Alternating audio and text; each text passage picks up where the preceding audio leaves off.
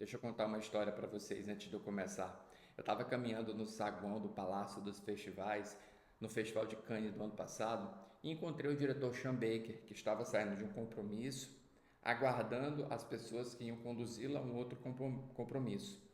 E nesse intervalo, eu me aproximei dele, pedi uma foto, mas não sem antes falar para ele que eu acreditava verdadeiramente que ele ia ganhar a palma de ouro do festival, dito e feito. E não apenas isso. Quando eu escrevi sobre o filme, eu lancei um tweet no qual eu dizia que o filme seria aquele pelo qual o diretor ia ganhar o Oscar. Eu continuo assinando embaixo dessa afirmativa. Anora é um dos filmes mais representativos do cinema hollywoodiano deste ano.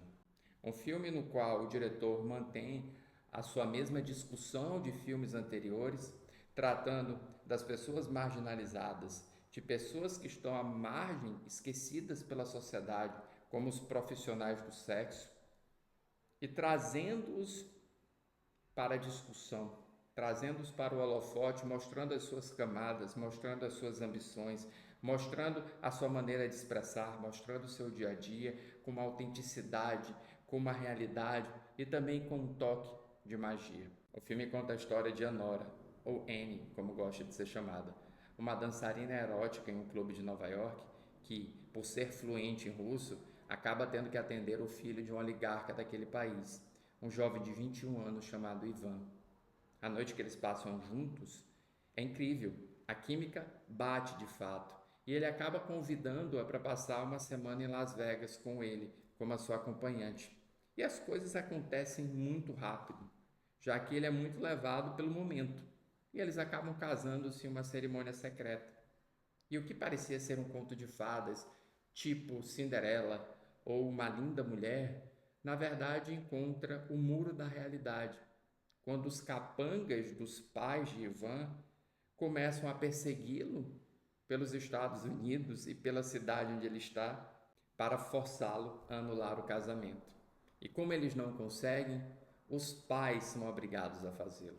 Um dos destaques do filme é a atuação da agora indicada ao Oscar Mike Madison. A atriz é um poço de energia interminável que primeiro se manifesta sexualmente em como ela reconhece no próprio corpo uma ferramenta de trabalho, mas também uma ferramenta de conquista.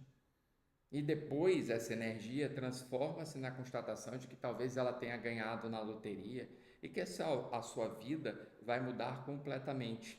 Ela de fato vai se transformar na Cinderela, sem perceber que a qualquer momento o badalado relógio vai soar e a meia-noite vai chegar, levando-a à realidade que ela estava antes, a de uma gata borralheira. Mas antes de chegar aí, essa energia dela se converte em um misto de esperança. Ela aguarda que o Ivan tome a decisão certa para os dois e inconformismo, quando ela percebe que ele não o fará e que ele vai abaixar a cabeça para as decisões dos seus pais, que eles vão decidir o rumo de sua vida e não ele. E ainda assim, esse inconformismo dela encontra eco em um dos capangas, Igor, que é o indicado ao Oscar Yuri Bozinov, um personagem que consegue perceber a dualidade da situação em que a personagem está, porque expressa a sua própria. Ele não deseja fazer o que ele vai fazer, mas ainda assim ele tem que fazê-lo porque ele deve obediência aos seus patrões. Uma percepção que falta a essa personagem que acreditava realmente nesse conto de fadas ou nessa esperança de um conto de fadas se materializasse em algo bacana em sua vida. E a direção do Sean Baker parece uma daquelas gerações que só faltam abraçar e acolher essa protagonista.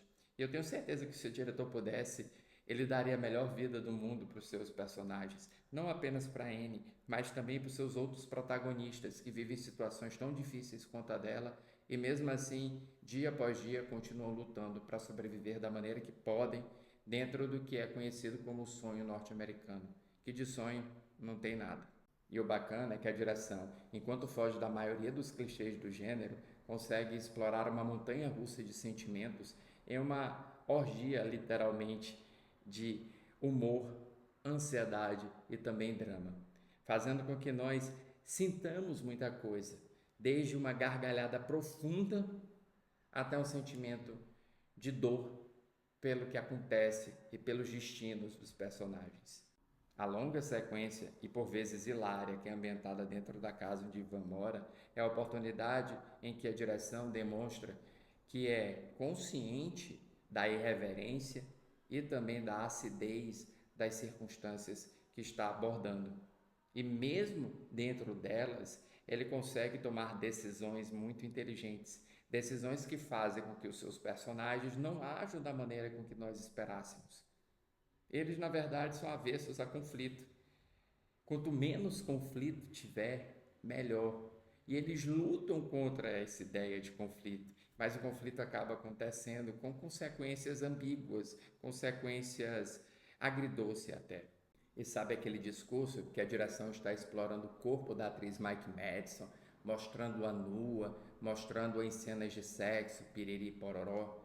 Seria no mínimo hipócrita e cosmetizado se não a mostrasse como ela é no ambiente de trabalho. E o que o diferencia de grande maioria dos diretores é que ele faz isso sem nunca abrir mão da humanidade e da dignidade dela. Em nenhum dos seus filmes, Sean Baker negociou a humanidade dos seus personagens. E talvez o problema esteja em cada um de nós, quando assistimos a essas histórias e esperamos que elas convirjam com a nossa régua moral, quando a régua moral adotada nelas é bem diferente, porque essas pessoas precisam transacionar o próprio corpo para sobreviver. E Sean Baker dá a essa personagem força e muita resiliência, para a gente ter a certeza que quando os créditos finais subirem, nós sabermos que Anne, embora não esteja vivendo o sonho que ela queria estar vivendo, tampouco vai viver o pesadelo que ela poderia estar vivendo.